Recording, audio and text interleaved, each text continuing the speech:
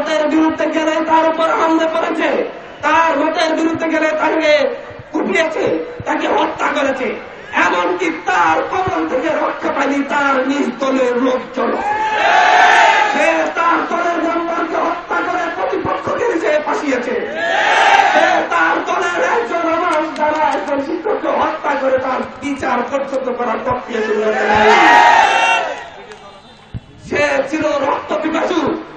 Vote কেন্দ্র দখল করে কিভাবে দেশের মানুষের ভোটের অধিকার, বাতের অধিকার কেড়ে নেওয়া যাবে সেই নিশ্চয়তা করেছিল। সে করেছিল এদেশের এই হাতিয়াতে ছাত্র দল করেছে, বিএনপি করেছে, কিংবা শিবির করেছে, তাদেরকে ঘর বাড়িতে থাকতে দেয়নি। শুধুমাত্র ফেসবুকে পোস্ট দেওয়ার জন্য ছাত্র অধিকার পরিষদের শিক্ষার্থীদের উপর সে ছেলেপেলে দিয়ে গুন্ডা দিয়ে ফিরিয়েছে। সে ফেসবুকে লাইভ কমেন্ট দেওয়ার জন্য মানুষের বাড়িতে বাড়িতে সে তার গুন্ডাদেরকে পাঠিয়েছে। সে এই হাতিয়াতে গত 15 বছরে প্রায় 35 জন মানুষকে হত্যা করেছে। আপনারা ভাবতে পারেন, আমি শুধু আপনাদের সামনে বলছি, গত 12 বছরে সেই মোহাম্মদ আলী যতজন মানুষকে হত্যা করেছে ততজনের মধ্যে কয়জন তার রাজনীতি করে নাই? এই প্রত্যেকটা মানুষই তার রাজনীতি করা ব্যক্তি। সে তার নিজ রাজনীতি করা ব্যক্তিকে সে হত্যা করেছে। সে হত্যা করেছে তার কিছুদিন আগে তার সাথে এক পেটে ভাত খাওয়া লোকজনকে সে হত্যা করেছে। তারপর কেন মোহাম্মদ আলীর প্রতি আজও কেন এই মানুষগুলা যারা এখনো মোহাম্মদ আলী সন্ত্রাসী মোহাম্মদ আলীর পক্ষে অবস্থান নিচ্ছেন, তাদেরকে বলছি, আপনারা আমাদের সদ্য ইউসুফ স্যারের দিকে তাকান।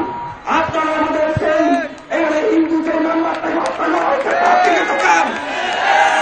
তারা তো তার নিজ দল করেছে, সেই দল করা মানুষকে সে নিজ হাতে হত্যা করিয়েছে।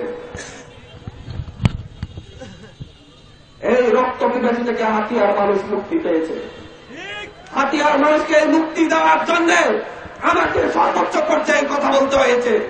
আজকে এখানে অনেকজন অনেক কথা বলেন।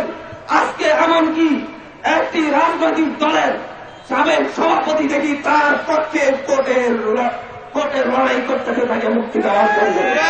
নির্লজ্জ, এর চাইতে বড় নির্লজ্জ আর কেউ হতে পারে না।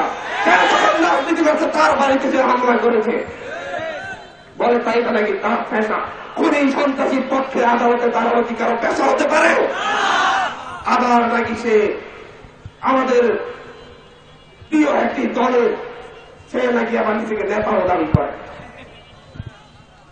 মোহাম্মদ আলীর বিরুদ্ধে সেই 5ই আগস্টের পরে মিছিল করার জন্য আমি অনেক নেতাকে ফোন দিয়েছি যে একটা মিছিল করেন, তাকে অ্যারেস্ট করানোর জন্য, চাপ সৃষ্টি করার জন্য।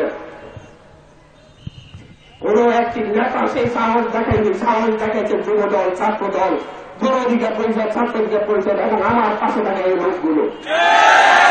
সেদিন মোহাম্মদ আলীকে অ্যারেস্ট করার জন্য একটা মামলার প্রয়োজন ছিল। তার বিরুদ্ধে কোনো মামলা নেই যার কারণে তাকে অ্যারেস্ট করবে। সেই মামলা দেওয়ার জন্য একজন মানুষের প্রস্তুত ছিল না। সেই মামলা দিয়েছে আমার পাশে পাশে এই ছেলেটি। এটাই সাহস বলে। কিন্তু আজকে তাদের বিরুদ্ধে ষড়যন্ত্র করে এখানে মানুষের মধ্যে বিভাজন তৈরি করার চেষ্টা করা হচ্ছে।